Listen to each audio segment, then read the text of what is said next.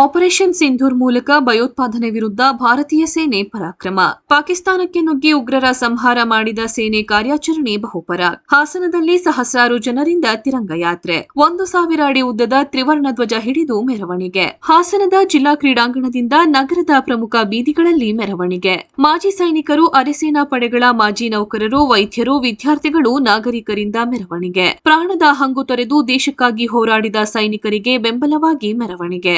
ಮೆರವಣಿಗೆಯಲ್ಲಿ ಭಾಗಿಯಾದ ಬಿಜೆಪಿ ರಾಜ್ಯ ಪ್ರಧಾನ ಕಾರ್ಯದರ್ಶಿ ಮಾಜಿ ಶಾಸಕ ಪ್ರೀತಂ ಗೌಡ, ಸಕಲೇಶಪುರ ಬಿಜೆಪಿ ಶಾಸಕ ಸಿಮೆಂಟ್ ಮಂಜು ಸೇರಿ ಹಲವರು ಭಾಗಿ. ಸುರಿಯೋ ಮಳೆ ನಡುವೆಯೂ ತಿರಂಗ ಹಿಡಿದು ಮೆರವಣಿಗೆಯಲ್ಲಿ ಸಾಗಿದ ಸಹಸ್ರಾರು ಜನರು.